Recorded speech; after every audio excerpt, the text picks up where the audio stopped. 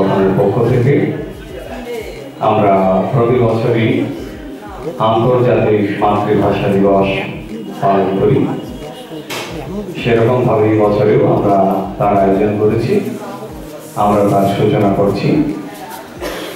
আমাদের মধ্যে পেয়েছি বিশিষ্ট সমাজসেবী মাননীয় মনোজ চক্রবর্তী মহাশয়। ইতিমধ্যে তিনি আমাদের মধ্যে আসীন হয়েছেন। এবারে আমি এই মঞ্চে আসার জন্য আহ্বান জানাবো আমাদের সংগঠনের প্রসারক বর্ষিয়ান সদস্য মাননীয় শ্রী গোপাল চন্দ্র সরকার মহাশয়কে। আর আমরা চাইছি একটি উদ্বোধনী সঙ্গীতের মধ্যে দিয়ে আজকের এই অনুষ্ঠান শুরু হোক। উদ্বোধনী সঙ্গীত পরিবেশন করবেন আমাদের হজবরগাঁও নাট্য সংগঠনের অন্যতম সদস্য শঙ্করী মজুমদার মহাশয়। তিনি উদ্বোধনী সঙ্গীত পরিবেশন করছেন। শঙ্করী মজুমদার। 21শে ফেব্রুয়ারি শহীদ দিবস, তাই তার উদ্দেশ্যেই গানগুলো শুরু করছি। আমার ভাইয়ের রক্তে রাঙানো 21শে ফেব্রুয়ারি আমি কি ভুলিতে পারি? ছেলেহারা শত মায়ের অশ্রু গড়ায়ে ফেব্রুয়ারি আমি কি ভুলিতে পারি? আমি কি ভুলিতে পারি?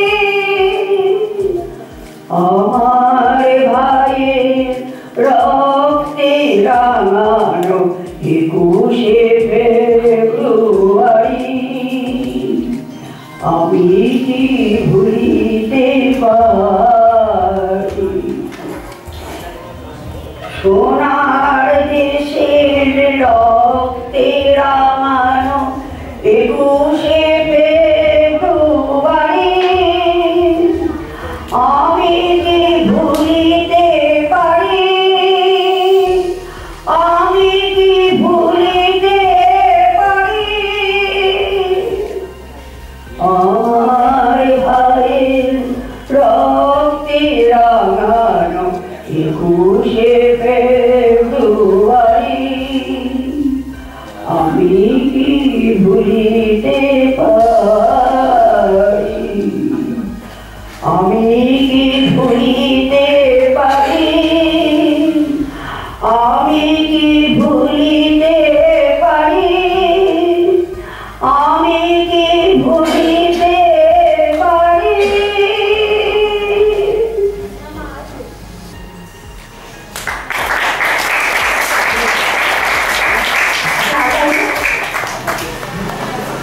আমরা এরপরে সামান্য বক্তব্য শুনবো, তারপরে আমাদের কবিতা আবৃত্তি আছে, নাটক আছে। দীর্ঘ সময় চলবে না, আমরা অল্প সময়ের মধ্যেই শেষ করবো। এবারে আমরা প্রথমে একটু বক্তব্য শুনে নিই আমাদের হজবরগাঁও নাট্য সংগঠনের সহ সম্পাদক সুশান্ত চট্টোপাধ্যায়। তিনি প্রথমে বলবেন, তারপরে আমরা আবৃত্তি শুনবো এবং তারপরে আবার একটু বক্তব্য শুনবো এবং তারপরে নাটক। একটু বক্তব্য শুনে নিই সুশান্ত চট্টোপাধ্যায়। মঞ্চে উপস্থিত প্রধান অতিথি মনোজ চক্রবর্তী মহাশয়, আমাদের কোষাধ্যক্ষ গোপাল চন্দ্র সরকার এবং উপস্থিত আছেন দর্শক, তাদের প্রতি নমস্কার জানিয়ে আমি সামান্য বক্তব্য রাখছি। আজকে 21শে ফেব্রুয়ারি আন্তর্জাতিক মাতৃভাষা দিবস। 1952 সালে এই পূর্ব পাকিস্তান, এখন যেটা বাংলাদেশ, সেখানে আন্দোলন হয়েছিল। এখন আমাদের সুখে দুঃখে আনন্দে আমাদের একমাত্র অবলম্বন মাতৃভাষা। কাজেই এটি আমাদের প্রাণের আনন্দ, মনের আনন্দ, আত্মার শান্তি। সেই সম্বলটুকু যদি কেউ কেড়ে নেয় সেই সম্মানটুকু যদি পেয়ে নেন তাহলে আমাদের আত্মমর্যাদা আছে। 1952 সালে এই বাংলা ভাষাকে জোর করে উর্দুকে জোর করে তখন পরিবার পাকিস্তানে আমরা ছিলাম আমাদের পূর্ব বাংলা, এখন যেটা বাংলাদেশ, জোর করে চাপিয়ে দেওয়া হয়েছিল যে উর্দু ভাষা শিখতে হবে, মাতৃভাষাকে বাদ দিয়ে মাতৃভাষা বাংলা। সেই আন্দোলন, সেই প্রতিবাদে ওখানকার যারা আন্দোলন করেছিল তাদেরকে পশ্চিম পাকিস্তানের সঙ্গে পুরোটি সাজা করেছিল, তারা শহীদ হয়েছিল। আজ এই মাতৃভাষার প্রতিষ্ঠার দাবিতে, মাতৃভাষা বাংলা প্রতিষ্ঠার দাবিতে যে আন্দোলন হয়েছিল তার ভৌগোলিক সীমারেখা অতিক্রম করে আজ সারা বিশ্বে স্থান পেয়েছে। তাই এই 21শে ফেব্রুয়ারি দিনটা রাষ্ট্রপুঞ্জ আন্তর্জাতিক মাতৃভাষা দিবস হিসেবে ঘোষণা করেছে। কাজে আমাদের জন্য বাংলা মাতৃভাষা, আর যার যার মাতৃভাষা আলাদা আলাদা আছে, সবাইকে মর্যাদা দিতে হবে। এবং আমার একটা আবেদন যে এই বাংলা ভাষার জন্য আমাদের অন্য ভাষা তো মানে ঘৃণা না করি, তাদের যথাযথ মর্যাদা দিতে হবে। এবং সাথে সাথে এই বাংলা ভাষা যেন অন্য ভাষার চাপে হারিয়ে না যায়, এই সচেতন আমাদের অন্য ভাষা যাতে আমাদের বাংলা ভাষাকে চাপে না দিয়ে আমরা বাংলা ভাষা না হারিয়ে যাই, এই আবেদন রেখে সবাইকে নমস্কার জানাই।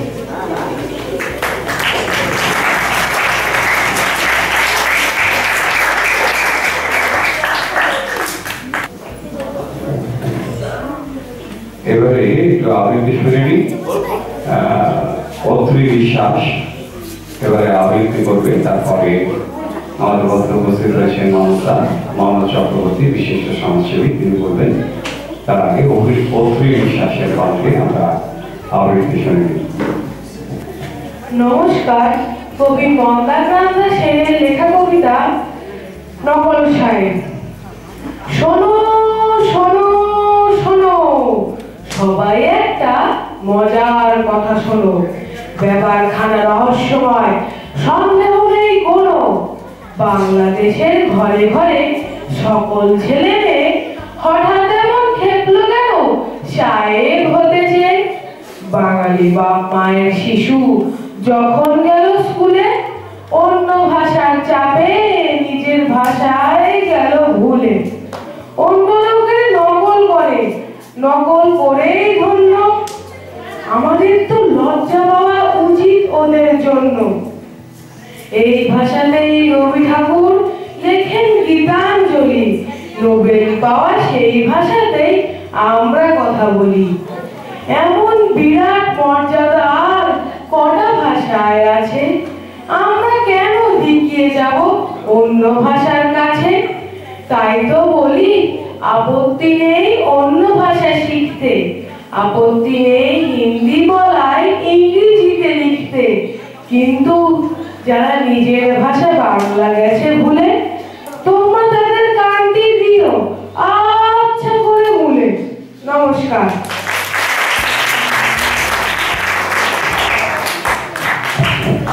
অরুণেশদা, তাহলে আমরা মনসার আগে একটু বক্তব্য শরীরী নাকি একটু নাচ দেখে নাও, নাচ হলে।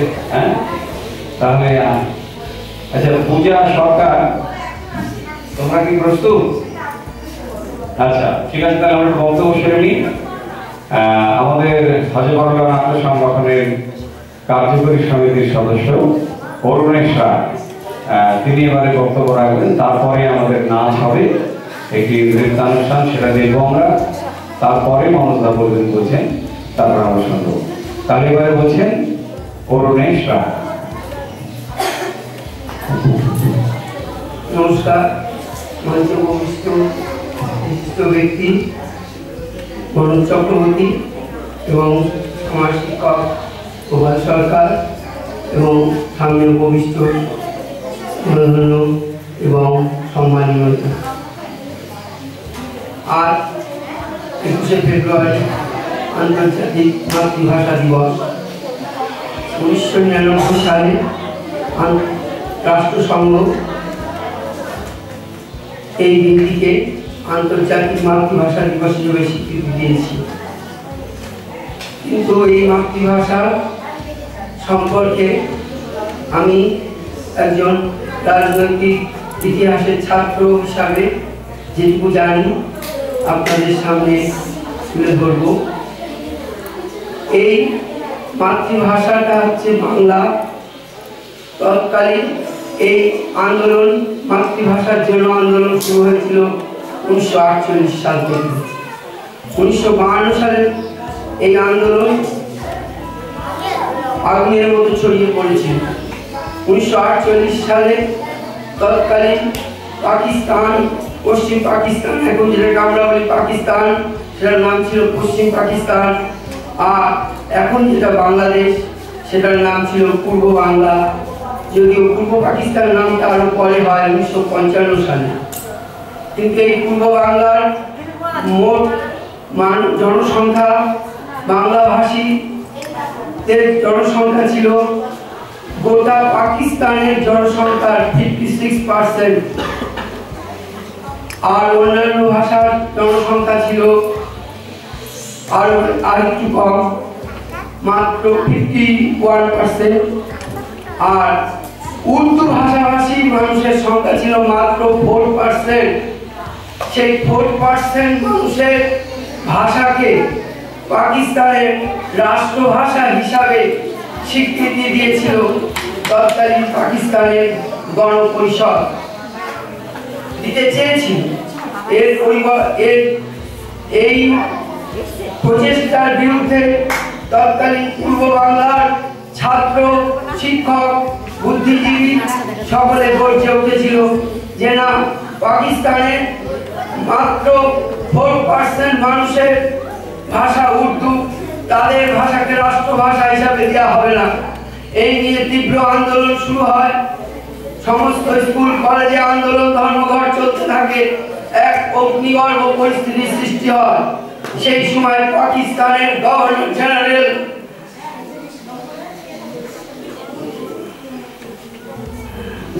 জেনারেল পূর্ব বাংলা পরিদর্শনে আসে। এই আসবে ভেবে তৎকালীন পূর্ব বাংলার মুখ্যমন্ত্রী, তখন প্রধানমন্ত্রী বলা হতো, যদিও মুখ্যমন্ত্রী ছিলেন খাজা নিজামুদ্দিন, তিনি ঠিক করলেন এই অগ্নিগর্ভ আন্দোলনকে কিছুটা স্থিমিত করা দরকার।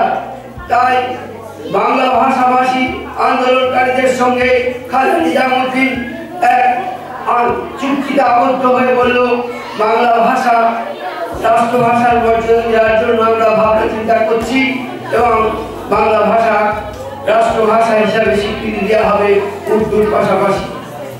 আন্দোলন স্থিমিত হয়ে যায় এবং পাকিস্তানের গভর্নর জেনারেল তিনি তৎকালীন পূর্ববঙ্গে ঢাকায় আসেন এবং এসে যে রামলা ময়দানে এক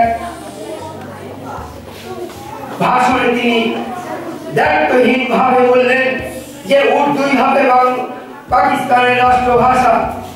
এবং তারপরের দিনও সে ঢাকা বিশ্ববিদ্যালয়ে এক বক্তব্য রাখেন, সেখানেও দাবি করেন দায়িত্বহীন ভাবে যে উর্দু ভাষায় হবে পাকিস্তানের ভাষা, বাংলা ভাষার রাষ্ট্রভাষার কোনো মর্যাদা দেওয়ার কথা তিনি স্বীকার করলেন না।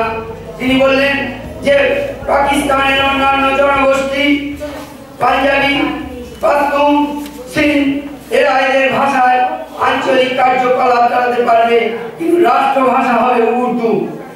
এই ঘোষণাতে গোটা পূর্ব বাংলার আন্দোলনের স্ফুলিঙ্গ অগ্নিগর্ভ পরিস্থিতি সৃষ্টি করা হল এবং 1952 সালে এক আন্দোলন শুরু হবে।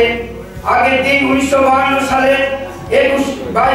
20 ফেব্রুয়ারি তৎকালীন গভর্নর এবং লেফটেন্যান্ট সেনাবাহিনী 144 ধারা জারি করলেন, বললেন যে আন্দোলন মিটিং মিছিল করা যাবে না। জগন্নাথ হলে রাত 3 বেলা মিটিং এর সিদ্ধান্ত হলো যে না আমরা 144 ধারা ভঙ্গ করে দলে দলে মিছিল করব, 10 জন করে করে একবার মিছিলে বেরিয়ে যাব। অবশেষে পুলিশ কাদার গ্যাস লাঠিচার্জ সমস্ত করলো, কিন্তু আন্দোলন তীব্র হলো না। অবশেষে যখন দেখছে আন্দোলনের গতি আয়ত্তের বাইরে চলে যাচ্ছে, বিকেল 3টের সময় পুলিশ গুলিবর্ষণ করলো। সেই গুলিবর্ষণে সালাম, বরকত এরা মাটিতে লুটিয়ে পড়লো। ঢাকার মাটি রক্তে রঞ্জিত হলো এবং আন্দোলন এক অগ্নিগর্ভ পরিস্থিতির সৃষ্টি হলো। সেই সময় ইতিমধ্যে পূর্ব বাংলার মুখ্যমন্ত্রী নিজামুদ্দিন তখন পাকিস্তানের প্রধানমন্ত্রী হয়ে গেছে, কিন্তু জোর করে 4% মানুষের উর্দু ভাষাকে রাষ্ট্রভাষার মর্যাদা দেওয়ার প্রচেষ্টা অব্যাহত রাখল। কিন্তু আন্দোলন এমনই তীব্র আকার ধারণ করলো যে বাধ্য হলো পাকিস্তানের সরকার এই বাংলা ভাষাকে স্বীকৃতি দেওয়ার জন্য। অবশেষে এই ভাষা রাষ্ট্রভাষা হিসাবে স্বীকৃতি পেল। 1948 সালে যে ভাষার জন্য আন্দোলন শুরু হয়েছিল সেই ভাষার আন্দোলন সাফল্য লাভ করলো এবং বাংলা ভাষা রাষ্ট্রভাষা হিসাবে স্বীকৃতি পেল। একইভাবে শিলচরে শুধু বাংলাদেশে নয়, 1961-তে পাকিস্তানের ভারতবর্ষের আসামের শিলচরে অধিকাংশ অর্ধেকের বেশি বাংলাভাষী মানুষের উপর জোর করে বাংলা ভাষাকে ছিনিয়ে নেওয়ার এক সরকারি প্রচেষ্টা শুরু হয়েছিল। তার বিরুদ্ধেও বাঙালিরা আন্দোলন করেছিল। অবশেষে তাদের আন্দোলন সাফল্য লাভ করেছিল। একইভাবে মাতৃভাষার জন্যকে কেন্দ্র করে অন্ধ্রপ্রদেশ 1953 সালে অন্ধ্রপ্রদেশ গঠনের আন্দোলন শুরু হয় পত্রিকা রামায়ণের নেতৃত্বে। সম্ভবত 62 কি 63 দিন তিনি অনশন করে মারা যান। এই মারা যাওয়াতে এক অগ্নিগর্ভ পরিস্থিতি সৃষ্টি হতে পারে ভেবে তৎকালীন ভারত সরকার 1953 সালে অন্ধ্রকে পৃথক রাজ্যের দাবি তেলুগু ভাষাভাষীদের নিয়ে অন্ধ্রকে পৃথক রাজ্যের মর্যাদা দিয়েছিল। এইভাবে বিভিন্ন সময় ভারত তথা আজকের বাংলাদেশ, তৎকালীন পূর্ব পাকিস্তান এবং তার পূর্বের নাম ছিল পূর্ব বাংলা, এইভাবে মাতৃভাষার আন্দোলন তীব্র থেকে তীব্রতর হয়েছিল। একই রকম ভাবে ফ্যাসিবাদী প্রচেষ্টা আমরা জানি ইতিহাসে নাৎসি জার্মানিতেও তৈরি হয়েছিল। ইহুদি ভাষাভাষী, হিন্দু ভাষাভাষী ইহুদি জাতির জনগোষ্ঠীদের ভাষার উপর জোর জার্মান ভাষা চাপিয়ে দেওয়ার হীন প্রচেষ্টা, ফ্যাসিস্ট প্রচেষ্টাকে প্রতিহত করতে চেয়েছিল ইহুদিরা, যদিও তারা পারেনি। সেখানে ফ্যাসিস্ট সরকার হিটলার সাফল্য লাভ করেছিল, কিন্তু ইহুদিদের সেই আন্দোলন চালিয়ে গিয়েছিল। অবশেষে 1948 সালে ইহুদিরা তাদের ইসরায়েল রাষ্ট্র প্রতিষ্ঠার মধ্যে দিয়ে হিব্রু ভাষাভাষীদের নিজস্ব রাষ্ট্র প্রতিষ্ঠা করেছিল। একটা জিনিস জানা দরকার যে কোনো জনগোষ্ঠী, জনসমাজ, জাতীয় জনসমাজ বা জাতিতে পরিণত হতে গেলে যে যে বিষয়গুলো দরকার, ভাষা, ধর্ম, কৃষ্টি, ঐতিহ্য এবং ভাষা, এই ভাষার একতা যদি থাকে তাহলে সেই জাতি উন্নত থেকে উন্নততর হতে পারে। কারণ মাতৃভাষা মাতৃদুগ্ধের মতো একটা শিশুকে বড় করে লালন করে তোলে। সেই ভাষাতেই তাদের সাহিত্য, সংস্কৃতি, শিল্পকলার বিকাশ সাধিত হয়, জাতি সমৃদ্ধ হয়ে ওঠে। কিন্তু সেই ভাষাকে, মাতৃভাষাকে কোন অন্য কোন ভাষার সাম্রাজ্যবাদী প্রচেষ্টা বারবার করা হয়েছে। তার আর বারবার সকল ভাষা গোষ্ঠী তাদের মাতৃভাষাকে বজায় রাখার জন্য, তাদের অধিকারকে প্রতিষ্ঠার জন্য আন্দোলন করে চলেছিল এবং এখনো চলছে পৃথিবীর বিভিন্ন স্থানে। তাই এই আন্তর্জাতিক মাতৃভাষা দিবসে যারা শহীদ হয়েছিল, বরকত, সালাম, এদের প্রতি আমার 4 জন যে শহীদ হয়েছিল, 4 জন এবং তারপরে আরো অনেকে, তবে এই 4 জন ইতিহাসে বিখ্যাত হয়ে আছে। এই 4 জন তথা ভাষা শহীদদের প্রতি আমার শ্রদ্ধা জানিয়ে, বিশিষ্ট ব্যক্তিদেরকে সম্মান জানিয়ে আমার এই সামান্য বক্তব্য এখানেই শেষ করছি। ধন্যবাদ। অরুণেশ রায়কে।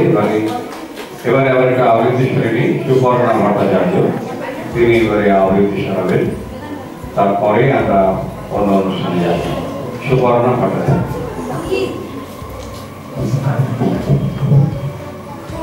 নমস্কার, উপস্থিত সবাইকে যথাযোগ্য স্থানে জানাই আমার শ্রদ্ধা, শুভেচ্ছা এবং অভিনন্দন।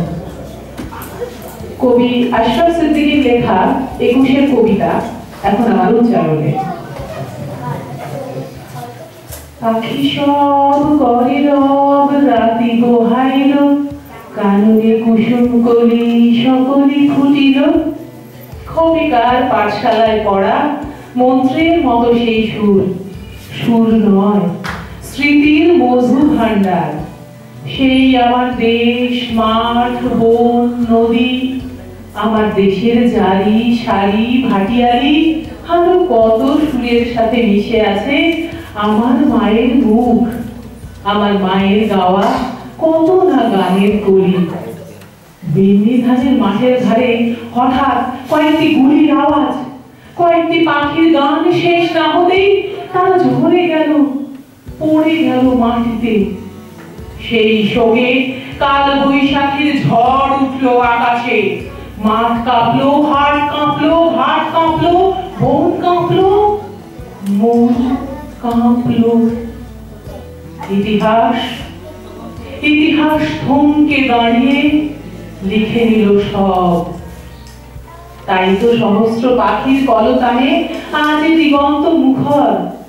আজ তাই তো দেখো এই মিছিলে এসে দাঁড়িয়েছেন আমার মা, যিনি বাংলা ভাষায় কথা বলতে বড় ভালোবাসেন। কথায় কথায় কথকতা, কত রূপ কথা, আর ছড়ার ছন্দে মিষ্টি সুরের ফুল ছড়ান। যিনি আজও এই মিছিলে গুনগুন করে গাইতে পারেন। পাখি সব করে রব, রাতি পোহাইল, কাননে কুসুম কলি সকলি ফুটিল। রাখাল গরুর পাল লয়ে যায় মাঠে, শিশুগণ দেয় মন নিজ নিজ কাজে।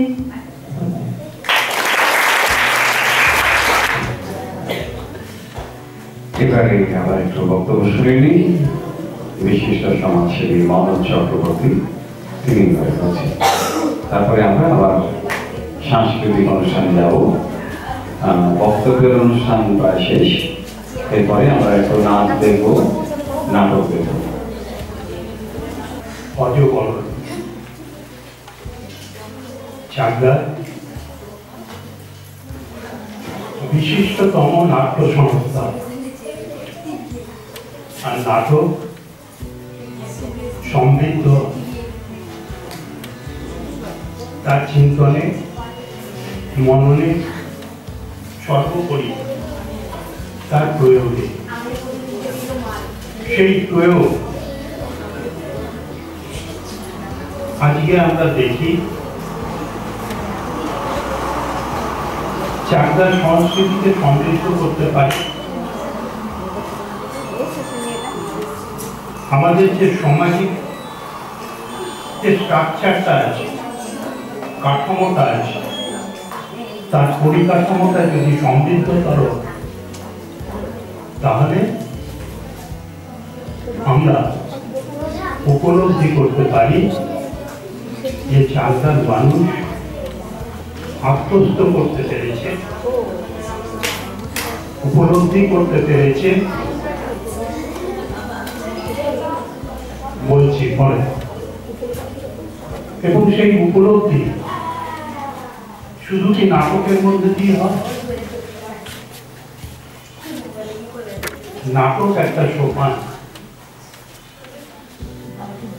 সেই নাটক নিশ্চয়ই আমাদেরকে সমৃদ্ধ করে। আমার শঙ্করীকে দেখে ভালো লাগলো, অসুস্থ কিন্তু আজও ঋদ্ধ, সমৃদ্ধ এবং চিন্তনে গভীর। এই চিন্তা যে আমি এগোবো, আমি এগোলেই তো সমাজ এগোবে না, অতএব সবাইকে নিয়ে এগোতে হবে। সেই এগোনো অনেক নাটক লেখা হয়। যখন নাট্য উৎসব হয়, সেই উৎসবটাকে আমরা তখন মনে করি যে এটা আমাদের সমাজের যে কাঠামো আছে সেই কাঠামোকে সুপার স্ট্রাকচারকে সৃষ্টি করছে। সেই সৃষ্টি করতে গিয়ে আমরা দেখেছি হয়তো বড়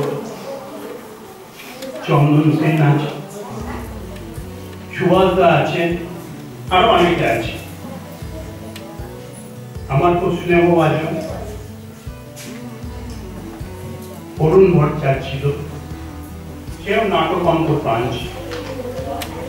এটা চাকদার সংস্কৃতিকে সমৃদ্ধ করেছে, এটা উপলব্ধির ব্যাপার। এবং যে সুপার স্ট্রাকচার আমাদের চাকদার সংস্কৃতি, তাকেও এগিয়ে নিয়ে যাচ্ছে। আপনারা দেখেছেন 11 সাল থেকে চাকদায় বই মেলা শুরু হয়েছে। আমি এই কথাগুলো একটু বলছি, একটু চুপ করবে, এগুলো একটু শোনো না, এগুলো তোমাদের জানা দরকার। আমি আসছি। বই মেলাটা যখন শুরু হয়, বই তো অনেক থাকে, সবার বাড়িতেই আছে, কিন্তু যখন একটা বই মেলা শুরু হলো, একটা আলোড়ন পড়ে গেল। সেটা আমার সংস্কৃতি জগতে যে স্ট্রাকচার, তাকে আরো সমৃদ্ধ করে একটা ভালো সুপার স্ট্রাকচার। আমাদের আরেকটা চাকদার পর্ব আছে, সেটা হলো পুষ্প প্রদর্শন। এটা নদিয়ার বৃহত্তম শুধু বললে নয়, সারা বাংলার একটা দৃষ্টি আকর্ষণ। আমি ওতপ্রোতভাবে জড়িত। ফুল তো অনেক আছে, সবার বাড়িতে আছে, কিন্তু ফুলের উৎসব যখন আমরা সম্মিলিতভাবে করি, তখন আমরা নিশ্চিতভাবে আমার সামাজিক স্ট্রাকচার আরো সমৃদ্ধ করি, আমাদের সুপার স্ট্রাকচার আরো সমৃদ্ধ, মানুষ হৃদয় আকৃষ্ট হয়, মানুষ একটা নতুন বাতাবরণ, সাংস্কৃতিক বাতাবরণের পরিমণ্ডলে চলে আসে। কিন্তু 1952 সাল 21শে ফেব্রুয়ারি আজকে সেই পরিমণ্ডল থেকে ঢাকা যেন বিচ্ছিন্ন হয়ে যাচ্ছে। বার্তার সালামদের কথা বল,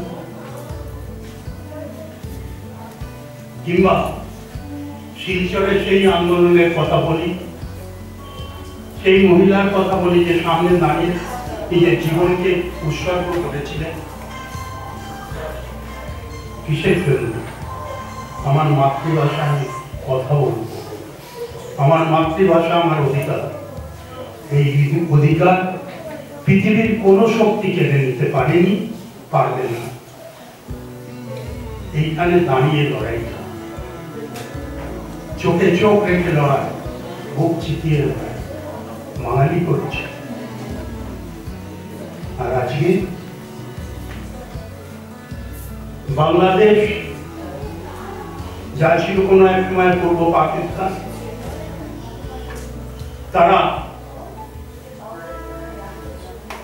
71 ডিসেম্বরকে ভুলে গিয়েছে। তারা ভুলে গিয়েছিল ও মানবী ইন্দিরা গান্ধী।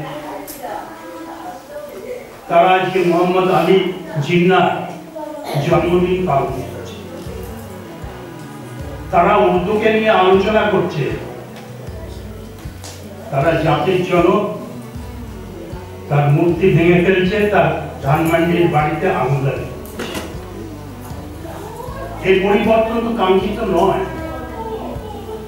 এই পরিবর্তন সংস্কৃতিকে ধ্বংস করছে। সেটার বিরুদ্ধেও আজকে আওয়াজ তুলতে হবে। আমরা বুঝি অরুণের বিস্তৃতভাবে আলোচনা।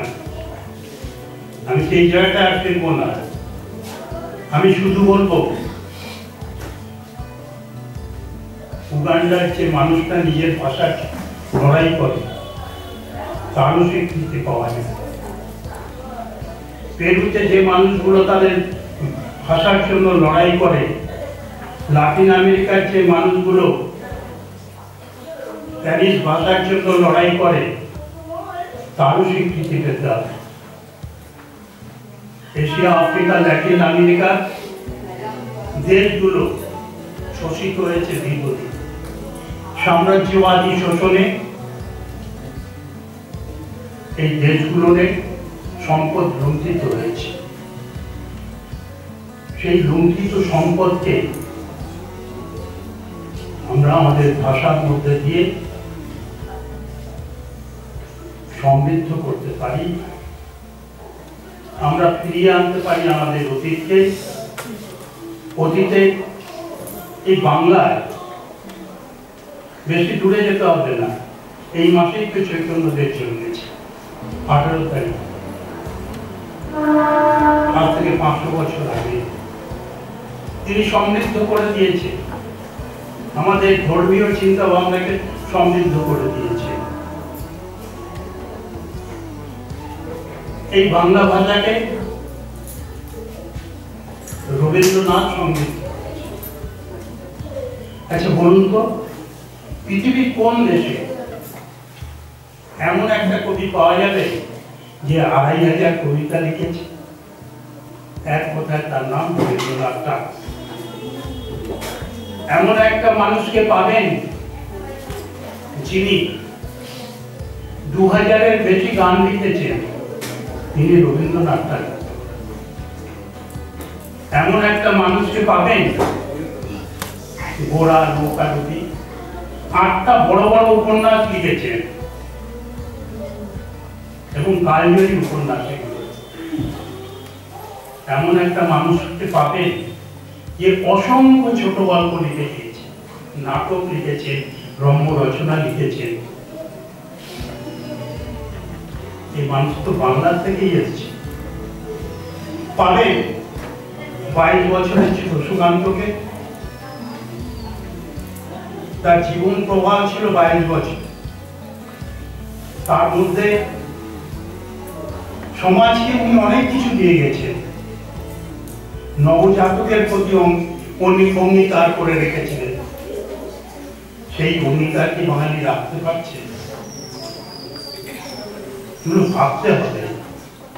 এবং ভাবার দৈন্যতা চলে এলে আরেকটা বাংলাদেশ তৈরি হয়, আরেকটা মিনি পাকিস্তান তৈরি হয়। অতএব বাঙালি একটা সমৃদ্ধ জাতি। জীবনানন্দের মতো কবি তো মাটির সঙ্গে মিশে আছে।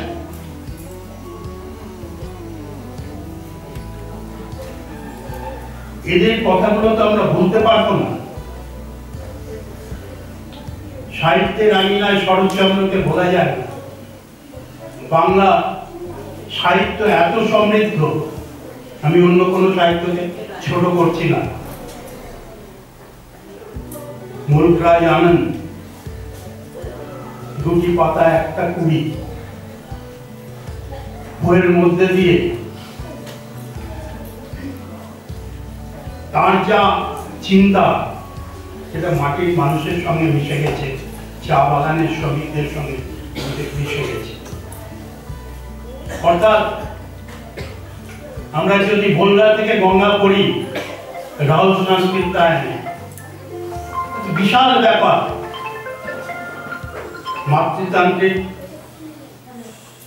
পৃথিবীর ইতিহাসকে তিনি তুলে ধরেছেন।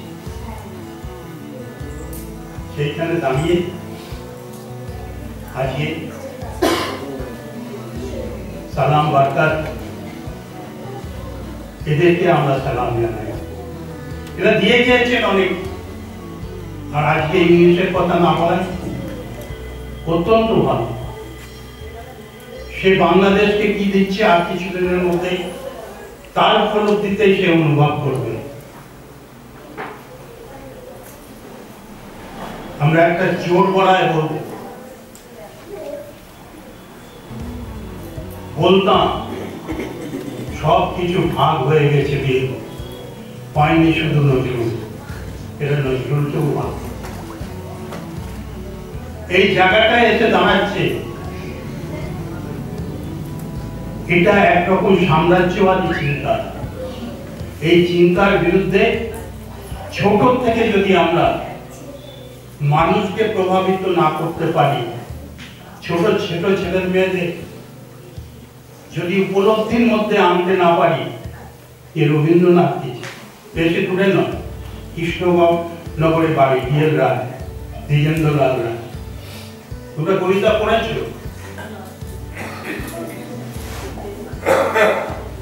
তোমাদের কাছ থেকেই আমি কবিতা শুনবো আশা রাখি। সকল দেশের সেরা আমার জন্মভূমি, তবে এই জন্মভূমি তো বাংলা, আর ভাষাটাও বাংলা। এই ভাষার মধ্যে দিয়ে আমরা এগোচ্ছি, এই ভাষাকে নিয়েই আমরা বাঁচি, এই ভাষাকে বাংলা নিয়েই আমরা ভাবি, বাংলাকে নিয়ে এগোই, এবং বাংলার সমৃদ্ধির মধ্যে দিয়েই শুধু ভাষার সমৃদ্ধি নয়, আমার সংস্কৃতির সমৃদ্ধি, আমার অর্থনীতির সমৃদ্ধি, আমার আগামী দিনের সমৃদ্ধি, সেই সমৃদ্ধি এই শিশুদের জন্য, যেটা সুকান্ত চেয়েছিলেন, নবজাতকের প্রতি তার অঙ্গীকার ছিল। সমস্ত যেগুলো জঞ্জাল আছে সাফ করে দিয়ে যাব, নতুন পৃথিবী তৈরি করতে গেলে কাউকে না কাউকে এগিয়ে আসতে হয়। যদি পারো, ছোট ছোট বাচ্চাদের কাছে আমি বলছি, পারলে একবার নেতাজি সুভাষচন্দ্র বসুর তরুণের স্বপ্ন বইটা পড়ো। আমি বড় বড় বই বলছি না, আর এখন থেকে আরেকজন মানুষের কথা তোমরা দেব। এই বাংলার দুজনা শ্রেষ্ঠ দার্শনিক, একজনা হলে রামকৃষ্ণ পরমহংসদেব, তারও জন্ম এই মাসে। আরেকজনা হলেন স্বামীজি বিবেকানন্দ। নেতাজি অনুপ্রাণিত হয়েছিলেন স্বামীজির কাছ থেকে। স্বামীজি মানুষের চিন্তা, মানুষকে নিয়ে এগোবার চিন্তা, এবং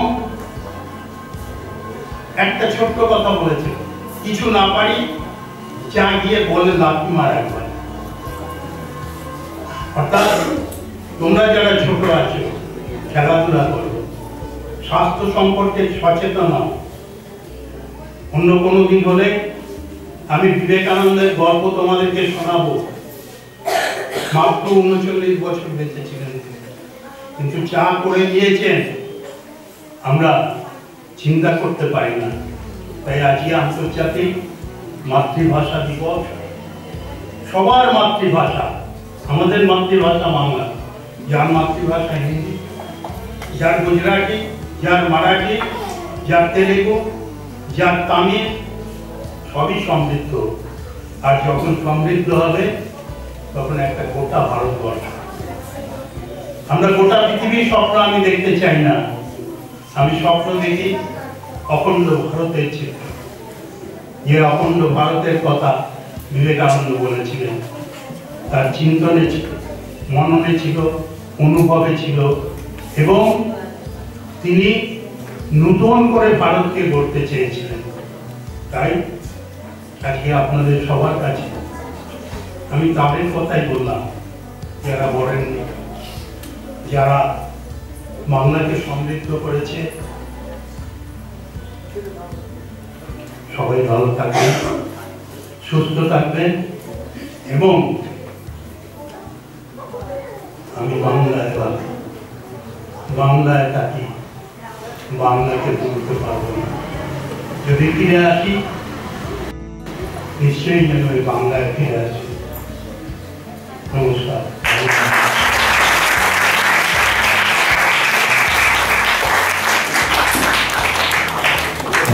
মানুষ থাকে মনোজ চক্রবর্তী। এবারে আমরা একটা নৃত্য দেখবো আর কি। কাজী আচ্ছা চেয়ারটার সামনে দিলে মনোজ করে বসে দেখতে পারবেন। হ্যাঁ ওদিকে দেখতে পারবেন। পূজা সরকারের নেতৃত্বে এবারে আমরা একটি নৃত্য প্রদর্শন হবে দেখবো আমরা। পূজা সরকার এবং সহশিল্পী বৃন্দ।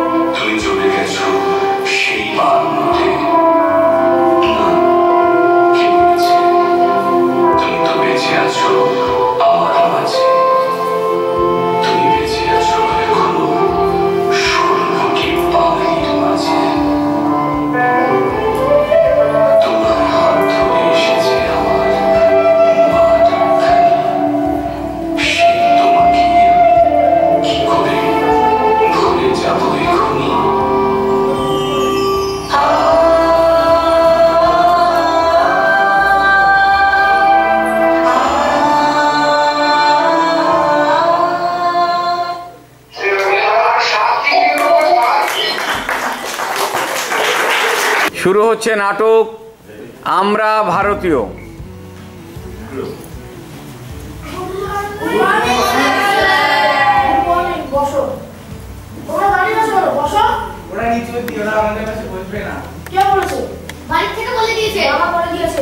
বুঝলাম। রফিক, তোমাদের এক করে নামগুলো বলতো।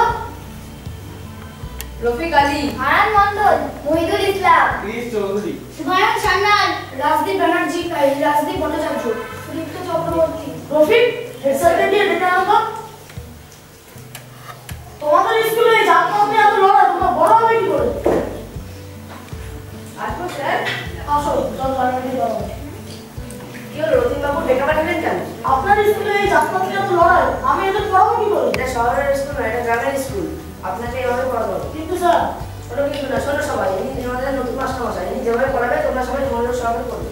আসছি নতুন করবে।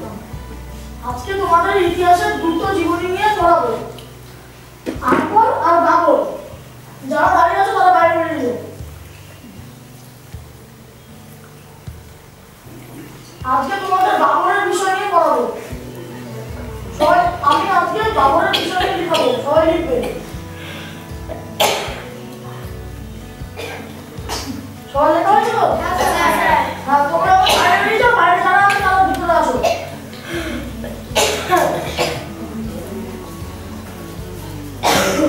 আজকে তোমাদের আকবরের বিষয়ে লেখাবো, বসো। সবাই লিখবে কিন্তু। সবাই লেখা হয়েছে তো? যারা বাইরে আছো তারা ভেতরে আসো।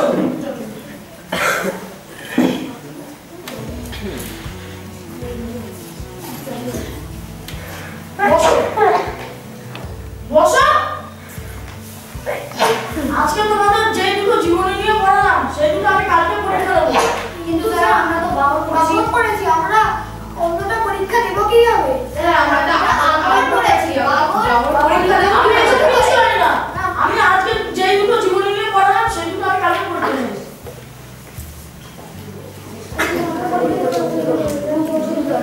দাদা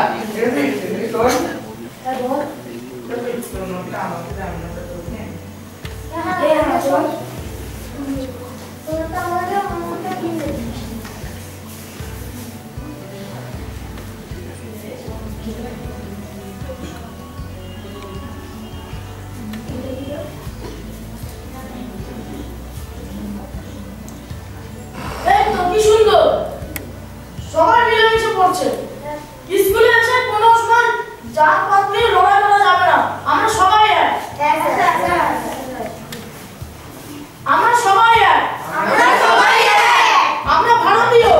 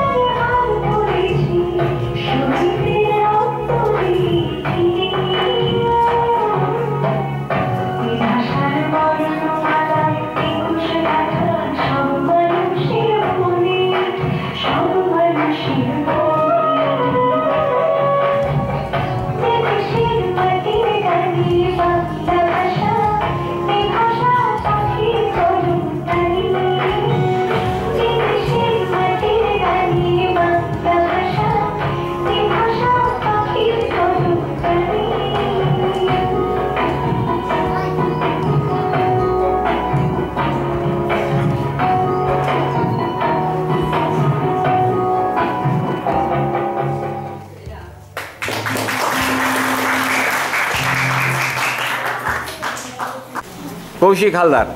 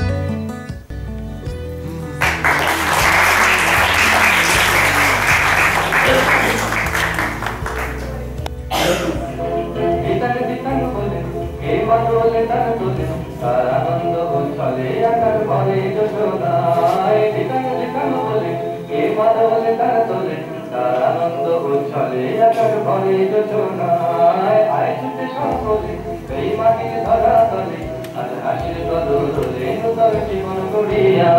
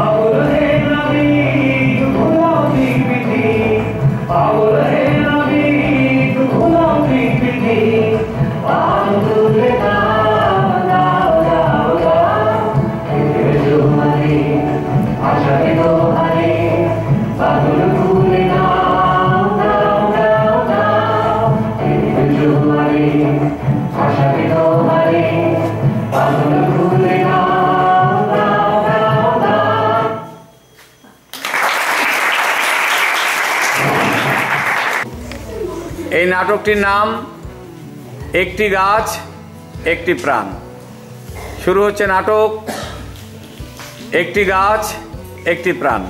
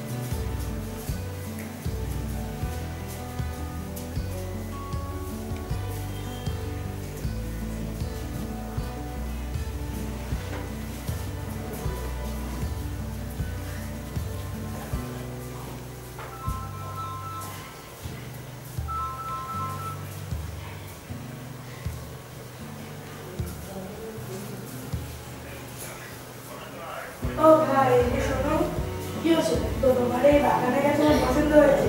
সব কাজ কয় টাকায় দেবে? 15,000 টাকা। 15,000 টাকা তো নেই, 12,000 টাকা নেই। নেবে?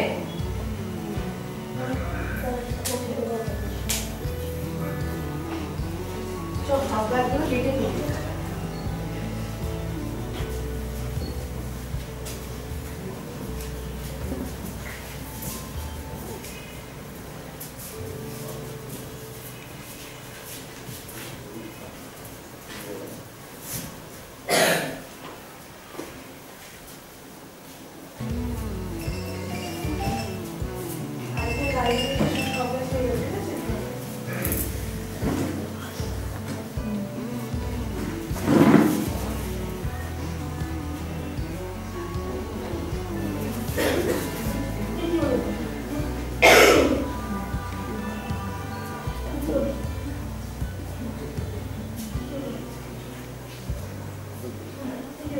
আমি যে ভুল করেছি সেই ভুল কেউ করবে না। একটি গাছ একটি প্রাণ।